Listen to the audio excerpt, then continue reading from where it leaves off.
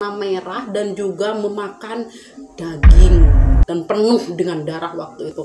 Halo teman-teman, welcome to my YouTube channel. Thank you sudah klik video ini. Kali ini kita bersua lagi dalam segmen horror story.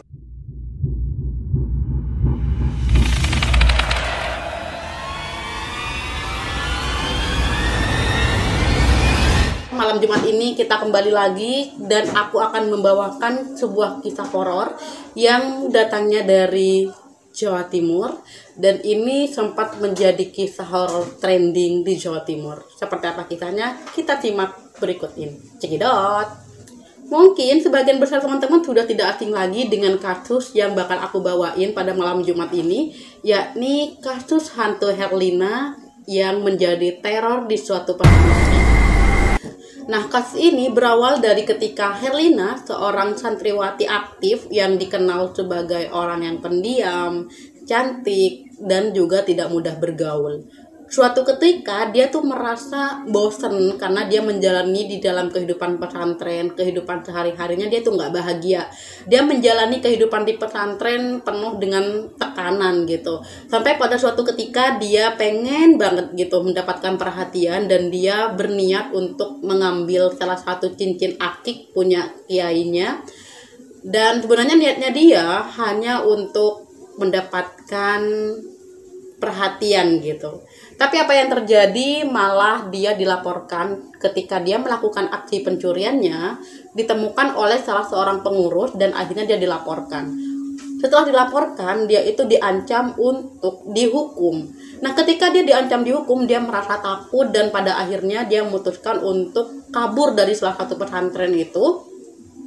Dan tanpa dia merasa khawatir pada dirinya, dia kabur tanpa memikirkan apa yang akan terjadi pada dirinya.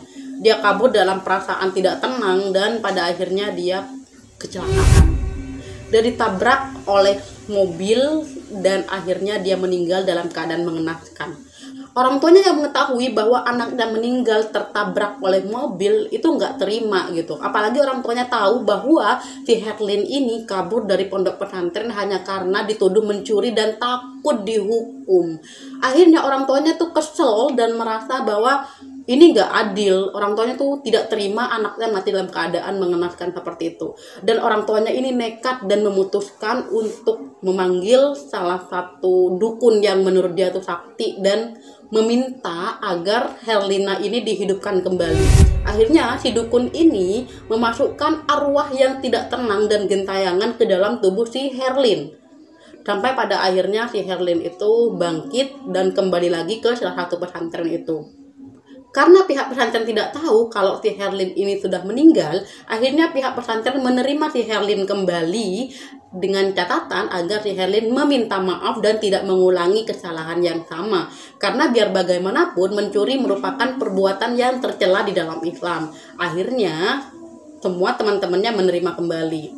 Tapi ketika si Herlin ini kembali, teman-temannya merasa bahwa Herlin ini udah kayak berubah gitu kan, mulai dari sifatnya yang semakin pendiam, wajahnya mulai agak pucat gitu kan. Dan yang paling mencengangkan, si dukun ini selalu menyuruh orang tuanya setiap malam Jumat Kliwon agar si Herlin ini dikasih darah, disuruh minum darah gitu. Kalau misalnya si Herlin ini tak dikasih darah, dia akan kembali lagi seperti wujudnya gitu, wujud semula bahwa dia itu udah meninggal gitu. Jadi dia berbentuk arwah gitu kan. Sampai pada suatu ketika si Herlin ini mengajak salah satu pengurus untuk mengantarkan si Herlin ke kamar mandi. Kenapa? Karena si Herlin, alasannya si Herlin ini takut dan dia meminta kepada si pengurus untuk mengantarkan Herlin ke kamar mandi. Setelah beberapa jam kemudian, si Herlin ini nggak nongol-nongol gitu, nggak keluar-keluar. Sekitar 2 jam. Jadi si pengurus ini nungguin si Herlin ke kamar mandi sampai 2 jam. Sampai pada akhirnya dipanggil gitu kan, Herlin gitu kan. Herlin cepetan gitu kan. Tapi si Herlin ini nggak ngomong, nggak ada respon apapun. Sampai pada akhirnya pengurus ini memutuskan untuk memanggil teman-temannya yang lain dan mendobrak kamar mandinya. Dan apa yang terjadi? Ternyata si Herlin sedang berubah wujud menjadi sosok makhluk berpakaian warna merah. bukan ke aku ya.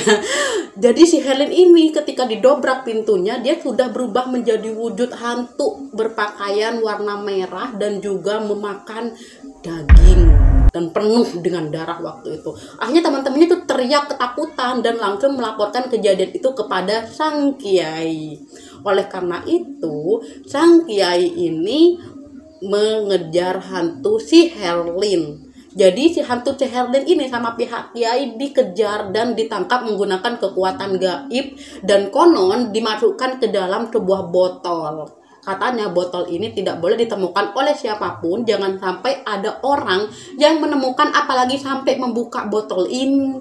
Karena kalau misalnya ada orang yang menemukan botol ini apalagi sampai membuka, si hantu Herlin ini bakal kembali ke pondok pesantren dan akan meneror teman-teman santriwatinya karena dia memiliki dendam pribadi terhadap pesantren itu. Terlepas dari kisah itu semua, kisah ini dilanjutkan lagi dari saudaraku sendiri yang dia itu mondok di salah satu pondok pesantren. Anggap nama pesantrennya X ya, aku sensor nama pesantrennya.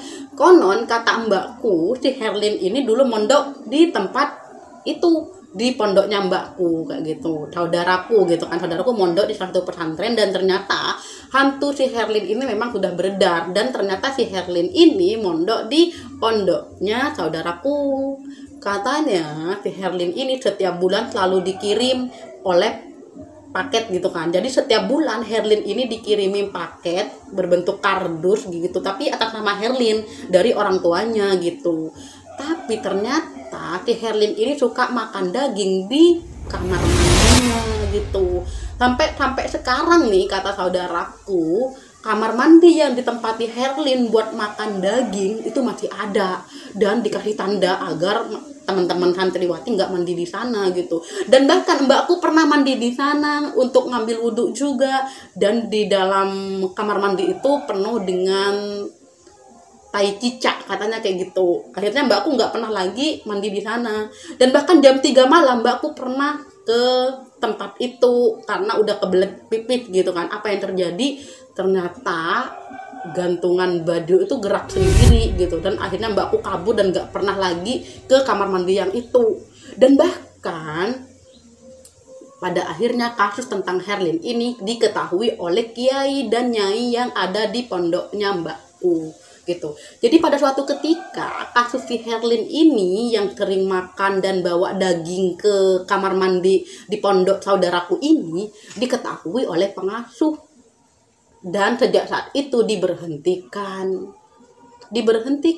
dan akhirnya diproses oleh pengasuh. Akhirnya ketahuan bahwa si Herlin ini sudah meninggal. Jadi kalau misalnya nih teman-teman berada di posisi melihat Herlin gitu, perasaan teman-teman kayak gimana? Kalian bisa tulis di kolom komentar kisah apa yang ingin aku ceritakan buat kalian semua. Terima kasih, sampai berjumpa di segmen horor selanjutnya. Bye-bye!